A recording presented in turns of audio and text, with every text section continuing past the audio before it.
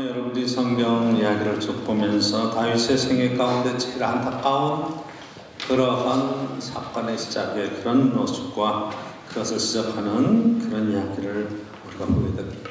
순간적인 욕망에 사로잡혀서 간음죄를 짓고 그것을 덮기 위해서 여러 가지 수단과 방법을 동원하는데 결국 남편을 죽이는 그런 일. 그리고 장례가 끝나자마자 그 여자를 데려다가 부인을 삼는 그러한 살인죄까지 저지르고 그런 죄를 저지르고 나서 시간이 쭉 지나가는 거예요.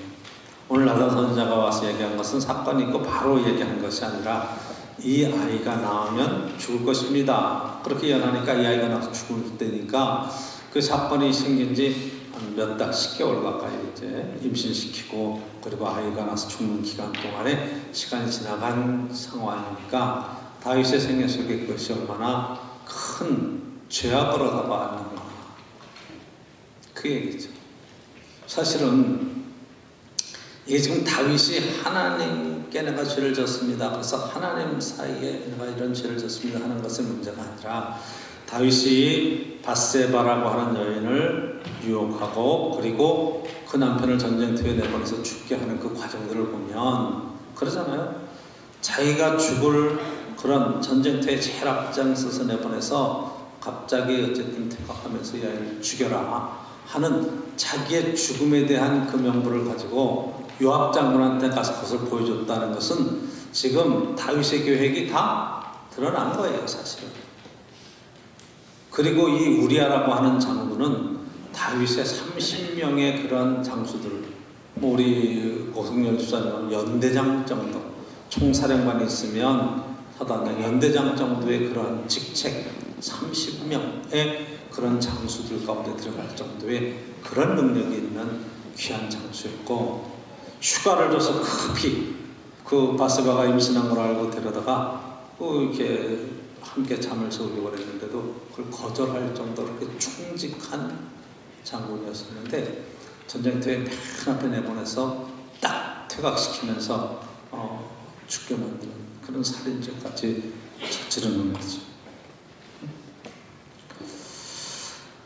나단이 와서 선지자가 와서 이 죄를 시작할 때 다윗의 반응을 한번 살펴보면서 저와 여러분들이 하나님이 어떤 분이신가, 우리가 죄 지었을 때 우리의 심령과 우리의 상태가 과연 어떠해야 되는가에 대한 한번 생각을 해보려고 합니다. 다윗이 죄를 지었습니다. 죄 짓는 때가 어느 때냐, 바쁘고 힘들고 전쟁터에 나가서 막 전쟁하고 하나님의 도우심 속에 가는 곳마다 승리하게 하시는 그런 은혜 가운데 있을 때는 죄 안 졌어요. 전쟁하면서 어쨌든 뭐 하나님 말씀대로 했느냐 안 했느냐 하는 것을 우리가 또 돌아봐야 되겠지만 그래도 하나님이 함께 하심으로 가는 곳마다 승리하게 하셨다는 얘기가 있고 11장에 딱 들어오면서 그때부터 문제가 생깁니다. 다시 전쟁터에 와서 이제 장군들, 요압 장군을 총사령관으로 해서 쫙 부하들을 전쟁터에 내보냈어요. 모압과의 전쟁에 내려갔어요. 그 자기는 지금 쉬는 거예요. 전쟁을 내가 참전할 때 되겠다. 그리고 낮잠을 잤어요. 이제 유럽 문화에 보면 이렇게 낮잠, 더우면 낮잠을 자는 시간, 오후 시간에 한 2시간 정도 일하지 않는 시간들이 있어요. 어쨌든지 뭐 어떻게 했든지 뭐 어쨌든 낮잠을 자고 오후에 쭉 일어나서 저녁 때 바람 좀 선선하니까 성벽을 거닐다가 성벽 아래 지금 백성들이 살고 있는 집들이 쭉 있는데 웬 여인이 목욕하는 걸 본 거예요. 목욕하는 걸 봤어요. 그게 지금 높은 곳에서 낮은 곳을 내다보니까 눈에 띈 거겠죠. 그러니까 사람을 보내서 보는 거예요. 도대체 어떤 여자냐 한번 알아봐라. 그리고 그 부하가 와서 딱 가서 알아보니까 우리아 장군의 부인이에요. 밧세바라고 하는 우리아 장군의 부인. 전쟁터에 나가서 전쟁하고 있는 장수의 부인이라. 그럼 그러면 되냐? 그러냐? 그럼 끝이어야 되는데 그 여인을 데리고 온 거예요. 궁으로 데리고 온 거예요. 그리고 동침을 한 거예요. 여기서부터 문제가 심각하게 돼요. 그렇죠? 알아보는 건 벌써 눈에 띌 수도 있어요. 신약성경으로 얘기해서 예수님께서 탐심과 음욕에 대한 얘기를 해요. 살인에 관한 얘기와 함께 마태복음 보면 음욕이 돼요. 여자를 보고 음욕을 품는 자마다 이미 마음이 가늠했다. 그래서 막 그 음욕을, 여자를 보고 음욕을 품는 자라고 하는 것은 참, 음욕을 품는다는 게 굉장히 중요해요. 품으면 그것이 알을 까고 나와서 행동으로 옮기게 되는, 여자를 보는 자마다 이미 가늠하다 이렇게 말하지 않아요. 그쵸? 여자는 볼 수 있어요. 눈에 보이면 보여야죠. 다 안 보고 살 수 있어요. 그리고 보면, 예쁜 사람을 보면 아 예쁘다 그럴 수 있어요. 참 아름답게 생기셨습니다. 여기까지 얘기할 수 있어요. 근데 그 뒤에 음욕을 품는다는 것은 어찌해 볼 생각을 갖고 이미 마음속에 그런 계획을 세우는 거예요. 행동으로 옮겨지죠. 그러니까 사람을 보내서 지금 데리고 오라는 거예요. 근데 이게 여자가 부정한 것을 썼다는 것은 그 임신할 기간이 된 거예요. 여자가 물제기하고. 그러니까 임신을 했어요. 임신한 사실이 쭉 알려진 거예요. 여자가 큰일 났으면 임신했습니다. 그러니까 이 전쟁터에 지금 나가서 지금 막 전쟁하고 있는 이 남편을 제일 세게 불러들이고 특별 휴가를 줘서 지금 전쟁터에서, 그래서 집에 가서 쉬라고. 왜? 자기가 지어서 자기가 임신시킨 것을 싹 덮으려고 작전을 세운 거예요. 작전이 맞았어요? 안 맞았어요? 안 맞아요. 이 장군이 얼마나 충직한지, 상관간의 부하들이 전쟁터에서 막 전쟁하고 있는데 내가 어떻게 집에 가서 부인이랑 그렇게 쉴 수가 있냐. 난 그렇게 못하겠다고 그러고 병영에 가서 쉬는 거예요. 안 가. 술 먹여가지고 해봐도 안 가. 그래서 할 수 없이 다윗왕이 특별한 조치를 취하는 게 친히 편지를 써서 주는 거예요. 이 편지를 받는 즉시 요압 장군에게 제일 전선에 집어넣었다가 퇴각시키면서 전사시켜라, 죽여버려라 하는 거죠. 살인죄를 지금 저지르고, 그리고 정말 그렇게 됐어요. 그러니까 마음 안심했죠. 성경에 뭐라고 쓰고 있는 거니, 그 남편이 전사한 수익을 들은 이 바스바는 확 통곡을 하고 장례를 치러요. 장례가 끝나자마자 여자를 딱 데리고 왕궁으로 데리고 들어와 버렸어요. 야, 이게 뭔 일이래요. 근데 성경에 딱 거기 한마디 붙여있죠. 이 여호와 보시기에 악하였더라. 여호와 보시기에 악한 일이었다. 그렇죠. 자, 이 성경의 이야기가 들어있는 것은 지금 제가 역사서 이야기를 쭉 얘기하면서 역사적인 사실을 적시하는 것보다 더 중요한 게 있다. 그것은 바벨론에게 나라가 다 망하고 땅까지 빼앗겨서 포로로 끌려간 뒤에 성경의 말씀을 돌아보면서 우리가 하나님 죄 짓고 잘못 살아서 나라가 망했습니다. 회개의 심정이 들어있는데 그 회개의 심정이 조상들의 죄로 쭉 올라가서 보니까 우리 조상들도 죄를 져서, 특별히 다윗 왕도, 그렇게 성문 다윗 왕도 이런 죄를 하나님 지었습니다. 회개하는 심정이 그 가운데 들어있는 거예요. 결국 나라가 망한다고 하는 그 표현 속에는 여러분 지도자의 그런 타락, 가치 판단의 타락, 여기에서 이제 출발하는 거죠. 그래서 오늘 본문에 보면 나단 선지자가 하나님의 말씀을 가지고 있지 다윗에게로 줘봅니다. 그런데 이미 이게 하나님의 말씀이 임했다 하는 것보다도 더 심각한 문제가 있어요, 사실은. 여러분 한번 생각해 보세요. 왕이 부하들을 쭉 있는데 부하의 부인을 그렇게 살인까지 좀 뺏었다. 이 소문이 쭉 퍼져나간다. 그 다 군사들이 다 알게 된다. 그러면 어떻게 나가서 전쟁터에 다 식구를 부인을 맡겨놓고 나가서 전쟁터에 치를 사람이 어디 있겠습니까? 심각한 문제가 생기는 거예요, 사실은. 여론서부터 시작해서 전체적으로 이게 안 좋죠. 객관적으로 가만히 생각해봐도 그런 거예요. 그러니까 나단 선지자가 지금 하나님 말씀을 들고 딱 들어와서 이야기하는 겁니다. 직접 얘기하지도 않죠. 뭐라 그래요? 한 부자가 소도 많고 양도 많은 사람이 있을 때 한 가난한 가족과 막 이거 보면 가난한 사람이 막 양 새끼 한 마리, 어린 양 한 마리 가지고 막 식구처럼 지내고 있는데, 딸처럼 지내고 있는데 그 집에 손님이 와서 자기의 많은 양들 중에서 하나 잡아주는 것도 아니고 이것을 빼앗아서 그리고 손님을 대접을 그 어린 양으로 했습니다. 그러니까 다윗이 심각하게 노를 화를 막 내는 거예요. 그리고 판결을 해요. 다윗 왕이 딱 판결을 합니다. 판결의 첫째 내용이 뭐예요? 첫째 내용이 이 일을 행한 사람은 반드시 죽어야 된다. 그래서 5절에 보면 다윗이 그 사람으로 말미암아 노하여 나단에게 이르되 여호와의 살아계심을 두고 맹세하노니 이 일을 행한 그 사람은 마땅히 죽을 자라. 그렇죠? 그렇게 양 한 마리를 뺏어서 손님 대접한다고 가져간 사람은 뭐 하나님께 두고 맹세한다. 그 일을 하는 사람은 마땅히 죽어야 된다. 그렇죠? 죽어야 돼서. 두 번째 판결이 뭐예요? 6절. 그가 불쌍히 여기지 아니하고 이런 일을 행하였으니 그 양 새끼를 4배나 갚아줘야 하리라. 4배를 갚아주는 거예요. 양 4마리를 줘야 돼요.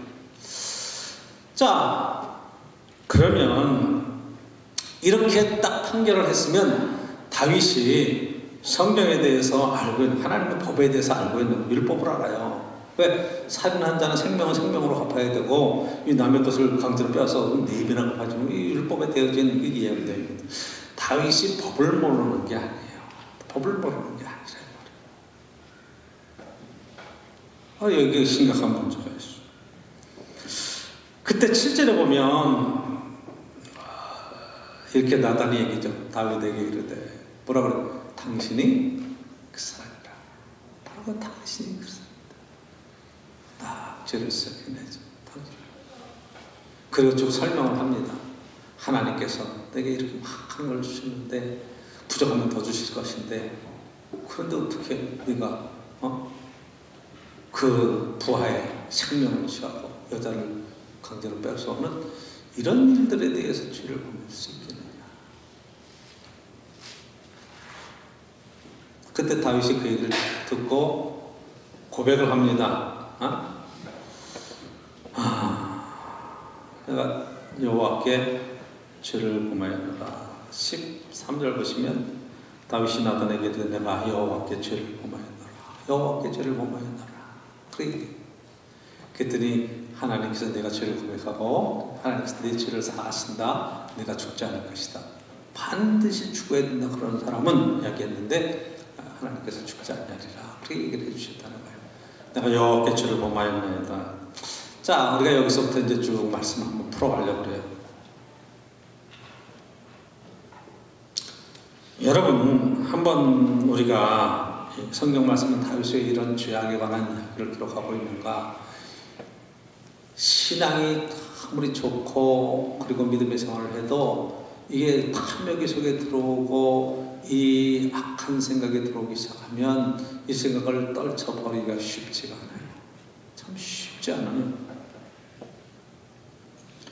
로마서에서는 이렇게 얘기하고 있어요. 8장에 뭐라 그래요? 육을 따르는 자는 육의 일을, 영을 따르는 자는 영의 일을 생각하나니. 그래서 육신의 생각은 사망이요 영의 생각은 생명과 평안이다. 그래서 육신의 생각은 사망이요.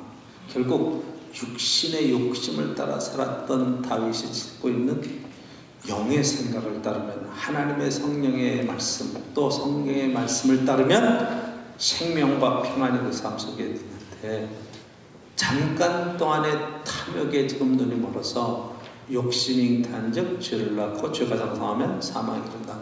지금 사망에까지 이르는 이 죄를 지금 짓고 말았습니다.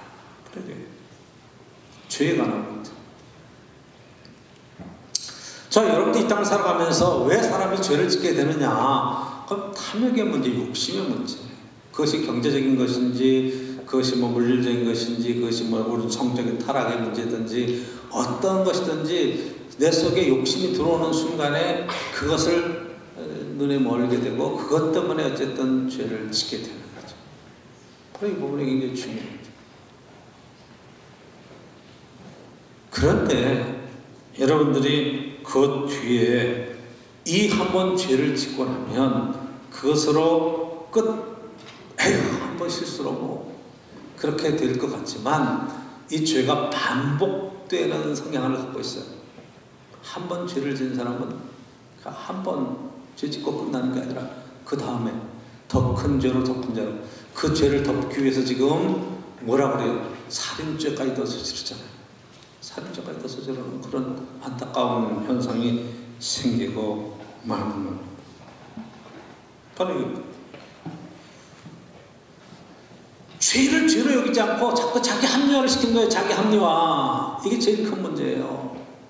죄를 자꾸만 덮으려고 그래요. 더 큰 죄를 져요.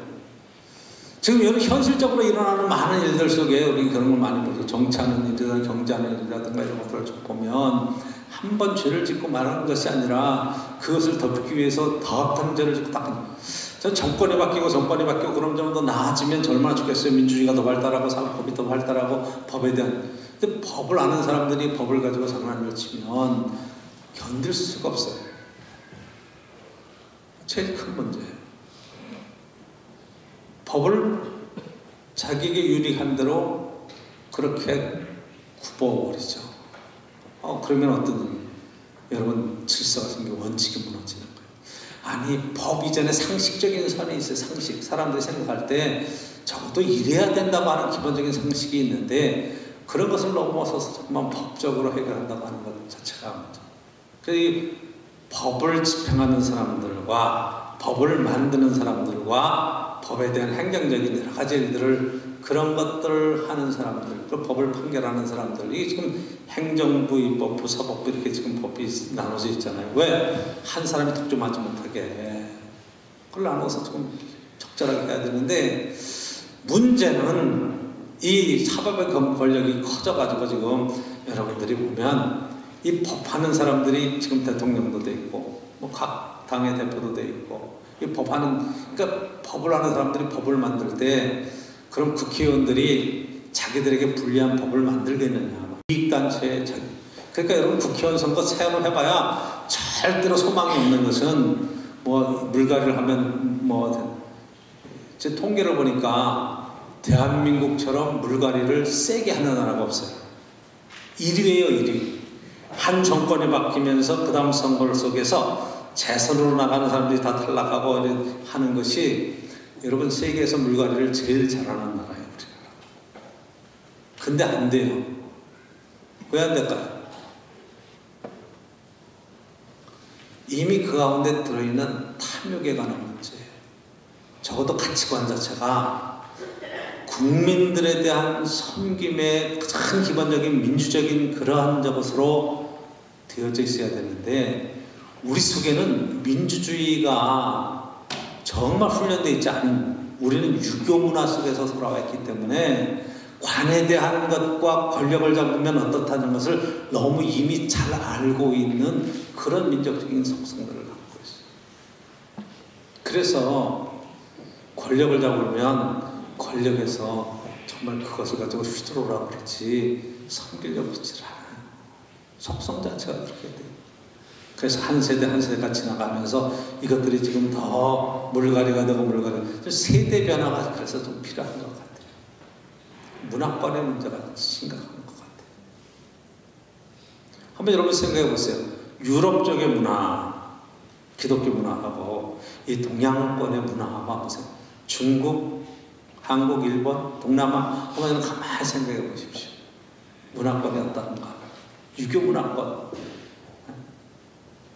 굉장히 심각한 그런 문제들이 있잖아요.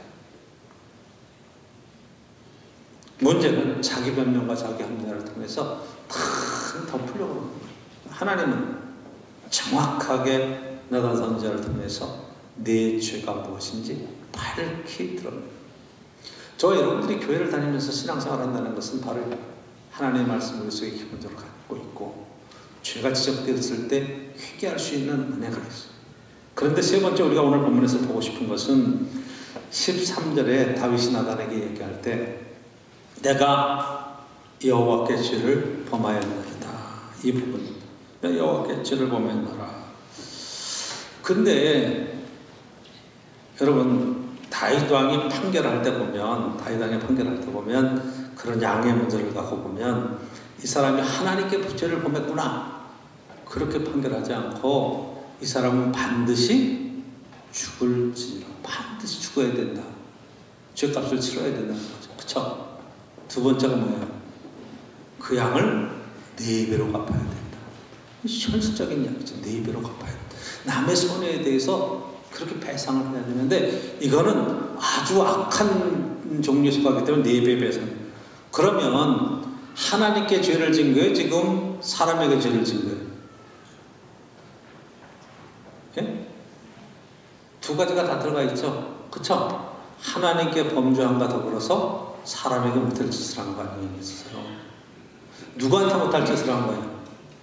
우리야라고 하는. 그쵸? 죽은 사람은 어떻게 배상을 해요? 그러니까 생명은 생명으로 갚을 수밖에 없는 겁니다. 근데 하나님께서 그 죄를 용서해 주신다고 했어요. 두 번째, 누구한테 또 배상을 해야 돼요? 밧세바한테 배상을 해야 돼요. 그쵸? 밧세바한테 어떻게 배상을 해야 돼? 남편을 4명을 만들어줄 수 있는 것도 아니고 어떻게 해요? 그래서 자기가 죄를 쓰고 하려고 들여다가 자기 부인을 삼았어? 야, 이게 지금 이걸 배상할 수 있는 방법 자체가 이게 우리 그런 한국 사회 여러 가지 그런 걸 이청동 감독이라고 하는 사람이 유명한 감독이 있는데 밀양이라고 하는 영화를 하나 찍었어 가지고 뭐 우리 기독교계에 생각을 많이 하게 하는 그런 전도연이 이렇게 나오는 남편을 잃고 남편을 그런 배상금을 가지고 남편의 고향 밀양으로 내려와서 아들 하나 데리고 피아노 학원을 차려가지고 막 활동하는 이제 그런 이야기로 시작을 해요. 근데 돈이 없고 그러면 무시당할까봐 돈 많은 것처럼 그렇게 하다가 거기에 학원을 차리고 학원에서 경제적으로 쪼달리는 그 학원 선생이 지금 아들을 가르치는 학원 선생이 이 아이를 유괴해서 아이를 죽여버립니다. 그러니까 너무 괴로워서 이 전도연이 교회를 가서 막 이렇게 신앙생활을 하는데 교회에서 막 설교를 많이 듣죠. 하나님의 사랑을 용서해야 된다. 용서해야 된다. 하나님이 당신을 보내주신 그 사랑을 용서해야 된다.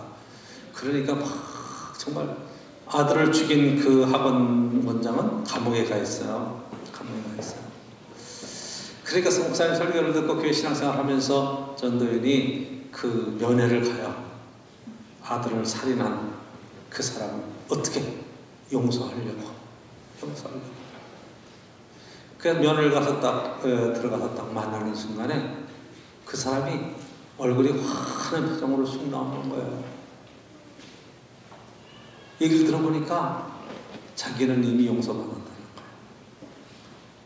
그 교도소 안에서, 감옥 안에서 예수님을 영접하고 하나님의 그 큰 사랑을 자기는 하나님께 용서받았다는 거예요. 거기서 전도연이 확 돌아버려요. 그때 하는 얘기가 내가 용서하지 않았는데 하나님이 왜 용서를 해? 이 얘기가 나와요. 이 학원 원장이 처음 해야 될 이야기가 하나님이 내 죄를 용서해 주셨습니다. 난 너무 감옥 안에서 편안합니다. 이따위 소리를 하면 안 되는 거거든요. 거기서 지적하는 건 그거예요. 기독교인들, 너희들 교회 가서 하나님께 용서받았다고? 그래서 다 됐다고? 웃기지 마. 그런 도전을 하는 거예요, 사실은. 교회를 비난하는 얘기가 아니라 하나님에 대한 용서에 관한 이야기들이 내가 하나님께 범죄했습니다 하는 다윗의 이야기가 맞는 얘기면서도 한 가지 그 다음 이야기 속에 들어가야 될 이야기들이 다 빠져버리는 거예요. 하나님 용서했으면 다 됐지 뭐. 난 쿨해 난 뭐. 그러면 그 사람이 원장이 어떻게 했으면 너무 죄송합니다. 내가 탐욕 때문에 당신에게 못할 짓을 했습니다. 날 용서해 주십시오. 그렇게 나가야지 상식적인 거예요. 이해가 되시나요? 사람에게 용서를 받는 거예요. 그리고 하나님께 용서를 구하는 거죠. 하나님께 용서하셨으니까 다 됐다? 그걸 이 장동 감독이 딱 지적하는 거예요. 그러니까 이 전도연이 확 돌아가지고 교회 왔어요. 교회 와서 막 그러는 거예요. 네? 막 앰프 틀어놓습니다. 거짓말이야, 거짓말이야. 막 틀어요. 교회에서 말하는 모든 것들이 거짓말이에요. 하나님 웃기지 마라 막 이렇게 나가는 거죠. 그러면서 밀양의 맨 마지막에 밀양이라는 것이 그 무슨 얘기예요? 비밀스러운 장소에 빛이 들어오는 거잖아요. 그렇잖아요. 어두운 그러한 음지에 빛이 쫙 들어오는 것으로 마지막 2차 동안도 그 영화를 끝내는 건데, 하나님의 사랑 용서는 어둠의 세력을 쫙 비춤으로 거기에 희망을 주는 메시지로 사실은 기독교에 대한 생각을 반전시키고 있는 모습. 기독교를 고발하자는 내용이 아니라 정말로 하나님의 용서와 사랑이 얼마나 따뜻하고 큰 것인가를 우리에게 얘기해 주고 하고 싶어요. 오늘 다윗의 이 하나님 앞에서의 고백, 내가 하나님께 죄를 범했습니다. 나단 앞에서 이런 고백을 하는데, 사실은 여러분, 다윗의 죄는요 하나님께만 범죄한 게 아니에요. 하나님께 범죄한 게 아니에요. 사람에게 못하는 짓을 한 거죠. 그리고 그 여자를 뺏어왔어. 장례를 치르자마자 데리고 왔어.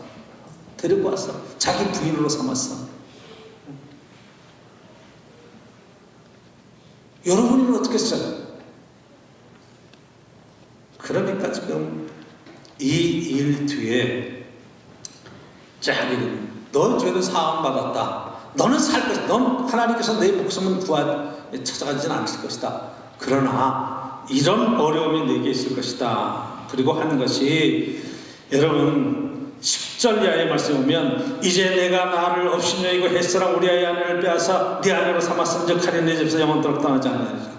그 칼이 영원토록 떠나, 그 살인하고 그런 것들이 계속 그 집안에 지금 계속 연결되고, 이 음란한 일들이 계속해서 일어나는 거예요. 11절, 여호와 보시기에 또 이와 같이 이르시기를, 보라 내가 너와 네 집에 재앙을 일으키고 내가 내 눈앞에서 네 아내를 빼앗아 네 이웃에게 주리니 그 사람들이 네 아내들과 더불어 백주에 동참하리라. 넌 밤에 은밀하게 행했지만 백주에 이런 일을 네가 당할 것이다. 이 얘기하는 거예요. 이게 사람에게 지은 죄 때문에 지금 당하는 거예요. 근데 이게 실제로 일어나죠. 여러분 성경을 자세히 보면 이게 실제로 일어나니까 하나님의 징벌은 참 무서워요. 그래서 제일 먼저 이것이 하나님과 사람 앞에, 이게 먼저 사람과의 관계를 회복하는 것도 굉장히 중요하다는 말이에요. 여러분 죄 짓고 나는 하나님 앞에서 떳떳해, 이런 생각들을 우리 내려놔야 돼요. 사람과 사람 사이의 문제를 해결해야 돼요. 예수님 뭐라고 얘기하세요? 내가 하나님 앞에 예물을 드리다가 형제와 불화한 일이 생각나거든. 뭐가? 불화해. 그 사람하고 안 좋게 지내고 있어. 그러면 먼저 가서 그 사람과 화해하고 그리고 와서 제물을 드려라. 이렇게 얘기할 수 있죠. 난 교회 다니고 예배 드리니까 하나님 난 떡떡하고 난 구원받거나 천국 갈 거니까, 그런 생각하지 말고 이 땅에서 형제들과 화목하게 사는 것이 먼저다. 이해하시나요? 하나님 앞에 죄를 졌습니다 하기 전에 사람에게 죄를 졌습니다. 내가 못할 짓을 했습니다. 이렇게 얘기가 나와야죠. 그렇죠? 이게 굉장히 중요한데, 여러분들이 그 탕자인, 누가 보면 19장에 나오는 탕자가 아버지의 유산을 가지고 외국에 가서 허랑방탕하고 먼 나라에 가서 살다가 그 다음에 돼지를 치는 그 일에 대해서 굶어 죽게 생겼을 때, 내가 아버지께 돌아가리라. 그리고 아버지를 만나면 내가 하나님께 죄를 졌습니다. 이렇게 얘기를 하지 않고, 아버지와 하늘과 아버지께 내가 죄를 지었습니다. 이렇게 고백하리라. 그리고 돌아가요. 그리고 아버지, 제가 죄를 지었습니다. 난 아들이라고 불릴 자격이 없습니다. 이렇게 얘기하는 거예요. 거기서 관계 회복이 중요한 거죠. 신앙이 좋은 사람일수록 뭐가 문제가 되냐면, 하나님과의 관계에 있어서는 온전하다고 생각하는 거예요. 아니에요. 여러분 상식적인 선에서 생각해 보자고요. 지금 저는 우리 교회 안에서도 그렇고 여러분 사회생활을 하는데도 마찬가지, 사람하고 원만하게 잘 지내지 못하는 사람이 신앙 좋다고 해서 그건 결코 이게 아니에요. 내 옳은 의 때문에 사람들하고 각을 세우고 있다. 굉장히 문제가 심각한 거예요. 법을 다루는 사람들일수록 사실 인간미가 넘쳐야 되는데, 그 법조문 가지고 사람을 죽였다 살렸다 막 함부로 하는 것, 이게 굉장히 위험한 것 같아요. 정치하는 사람은 사실은 법하는 사람들이 정치하면 참 곤란한 부분이 많이 생겨요. 왜냐하면 법하고 정치는요 함께 어울려서 타협하는 거. 타협이 뭐예요? 주고받는 거, 딜하는 거예요. 이게 정치예요. 그렇죠? 그러니까 예를 들어서 김대중 대통령 참 존경스러운 분인데 이분 같은 경우는 김종필 그분을 총리로 딱 스카우트해가지고 시키잖아. 그쵸? 그게 정치예요. 그 정치. 김종필이 어떤 사람이야? 5.16 혁명의 핵심 멤버 아니에요. 그거는 적폐 중에 적폐지. 근데 하나의 그런 통합을 위해서 그게 정치예요. 근데 지금 정치는 실종되고 법만 살아있어. 다 법으로 하려고 그래. 추미애 장관 시켜놓고 막 법으로 다 안 벌고. 안 되는 거예요. 여러분, 정치는 정치로서의 역할이 있고 법은 법으로서의 역할이 있는 것입니다.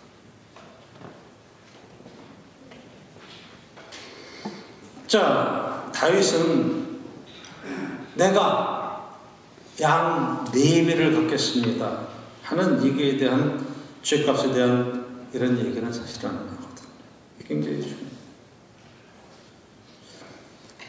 우리가 예수님께서 가르치는 기도 가운데서도 우리가 우리에게 죄 지은 자를 사하여 준 것 같이 우리의 죄를 사하여 주옵시고, 이 얘기가 쉽게 얘기하면 내가 먼저 용서합니다. 하나님 우리의 죄를 용서해 주십시오. 이 얘기죠. 우리가 우리에게 죄 지은 자를 사하여 준 것 같이 우리의 죄를 사하여 주옵시오. 죄 용서해요. 그러니까 여러분 잘 지내십시오. 죄 짓지 말고 원만하게 정말 좋은 관계들을 잘 맺고 하나님 안에서 죄 짓지 않고 살기를 주의로 축복합니다. 탐욕의 문제를, 욕심 문제를 다스려야 돼. 욕심이 문제야. 결국 욕심. 자, 그러면 다윗은 어떻게 죄값을 치렀어요? 여러분 바로 그 집에서 전쟁이 끊이지 않으리라 암논이라고 하는 처다들이 있었어요. 근데 여러분 그 이복 동생의 그러한 것을 들여다가 강간을 해버립니다.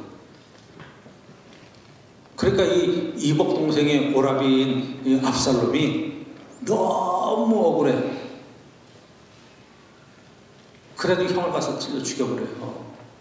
형제가 해. 압살롬이 그래서 도망갑니다. 형을 찔러 죽이고. 집안에서 일어나는 일들이에요. 그쵸? 그러니까 또 다윗이 이 압살롬을 데리고 다시 용서하고 들어옵니다. 그 압살롬이 반역을 일으키죠. 압살롬이 쫙 아버지가 하는 일이 마음에 안 드니까 쫙 해가지고 사람들의 마음을 쫙 사가지고 백성들의 마음을 다 해서 그리고 자기가 왕을 선포해요. 그러니까 다윗이 막 쫓겨갑니다. 그런데 그 압살롬이 반역을 일으킬 때 모사로서 정말 뛰어난 전략가가 한 사람이 있는 게 아히도벨이라는 사람이에요. 아히도벨이 누구냐? 그러면 이 지금 바세바의 할아버지. 여러분 그런 거 잘 모르실 거야. 근데 성경을 연구해보면 바세바가 손녀딸이에요. 손녀 사위가 지금 그런 일을 당했어. 최고의 전략가입니다. 그래서 이 아히도벨이 하는 이야기는 하나님이 하시는 말씀과 같았더라. 성경은 그렇게 얘기하죠. 이 사람이 압살롬 편에 딱 붙어가지고 다윗을 축출해놨는데 앞장서는 1등 공신이 되는 거예요. 그러니까 다윗이 막 쫓겨가죠. 그리고 이 아히도벨의 전략에 의해서 백주 대낮에 이 지금 압살롬의 아들이 다윗의 후궁들을 강간해버리는 거예요. 백주 대낮에. 그 일이 쭉 생기는 거예요. 그러니까 성경 말씀 그대로 넌 밤에 은밀히 혼자 행했지 너는 네 부인들은 백주 대낮에 이런 일을 당할 거야. 왜 그런 일을 행하는가?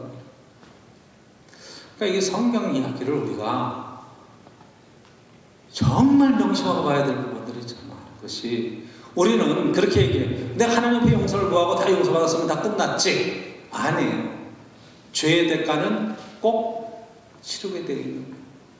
용서함이라고 하는 것 자체도 내가 마땅히 대가를 치르고 용서를 구하고 용서를 받는 거죠. 그렇잖아요. 물론 다윗이 생명을 살려서 이 용서함의 자리에 들어갔죠.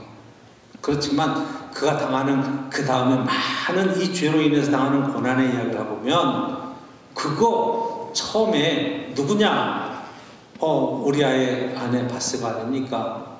그래? 그 친구 전쟁터에 나가서 수고하는데, 그리고 거기서 그쳤으면 아주 명쾌하게 멋지게 인정합니다. 근데 이게 안 되네. 죄가 없어요. 여러분, 마음을 좀 선하게 넉넉하게 가지시길 축복합니다. 제가 로마의 바티칸에 가서 그 안에 성전 안에 쭉 둘러봤죠. 바티칸 성전, 종교교육의 시발자가 되었던 그런 많은 동상들이 서 있어요. 거기에 다윗의 동상 청년상도 거기에 있고 다 있어요. 그런데 다윗 왕의 그런 이렇게 청동상이 있어요. 이게 왕좌에 앉아 있어요. 근데 사람들이 다른 그림들 이런 게 조각들 지나가면서 있는데 거기에만 줄만 쫙 서 있어요. 왜 줄이 서 있나 봤더니 가가지고 다 그 다윗 왕의 그런 동상에 그렇게 발에 손을 대고 기도하고 입 맞추는 거예요. 그래서 한쪽 발만 달아가지고 반짝반짝반짝해요. 청동이 이렇게 오래되면 검은게 변하잖아요. 거기만 반짝반짝해요. 가이드가 그러죠. 가이드 목사님이 사람들이 이렇게 와서 베드로 성전에 들어와서 저 다윗 왕에 그렇게 손을 대고 기도하면 하나님이 죄를 용서해 주신다. 그런 믿음 때문에 다 그렇다는 거예요. 저는 그 줄 서 있는 걸 보고 깜짝 놀랐어요. 저와 여러분들은 사실은 예수 그리스도를 통해서 이미 하나님께서 사랑의 그런 용서함과 그런 죄에 대한 그런 참 자유함이 있잖아요. 죄 짓지 않을 수 있는 능력이 그리스도 안에 있잖아요. 계명을 몰라서 못하는 게 아니에요. 할 수 있는 능력이 우리에게 없어요. 그런데 예수 그리스도가 내 안에 계시고 성령께서 그 일을 할 수 있게 하시는, 말씀대로 살 수 있는 능력을 주님께서 주시는데, 깨닫게 하시는데 안 된다. 스톱. 이게 지금 말씀하시면 가고 서라고 하면 쓰고, 이게 우리 속에서 돼야 되는데, 그쵸? 내 힘으로는 안 돼요. 근데 누가 하셔야 돼요? 주님이 하세요. 주님의 능력으로 감당하는 거예요. 이것이 주님의 능력으로 감당할 수 있는 것이 하나님을 사랑하는 것과 이웃을 사랑하는 거예요. 특별히 이웃을 사랑하는 것, 원수까지도 사랑할 수 없는 사람을 내가 사랑할 수 있는 능력이 생기는 것은 내 안에 계신 그리스도예요. 굉장히 중요해요. 여러분, 회개는 뭘 회개하는 거예요? 하나님께 죄를 지었습니다. 회개하는 거예요. 그건 죄의 출발점이지. 그렇게 우리가 신앙생활을 해오고 있어요. 예수 그리스도 안에서 이제 그 죄의 용서를 받았어요. 그런데 이 땅에 살아가면서는 이웃과 더불어서 함께 살아가면서 하는 삶의 자리 속에서 마땅히 천국을 이루어야 될 우리들이 내 안에 지옥을 만들고 있고 관계 속에서 지옥을 경험하고 있다 그러면 이게 바로 회개해야 될 부분이죠. 그렇죠? 오늘도 우리가 정말 온전한 회복, 온전한 변화, 하나님에서 진실한 사랑과 죄의 용서가 무엇인가를 다시 한번 깊이 생각해보고, 정말로 용서할 수 없는 것들을 용서한다는 것, 내 힘으로는 안 되죠. 주님 안에서 귀한 축복을 저와 함께 누릴 수 있기를 간절히 축원합니다.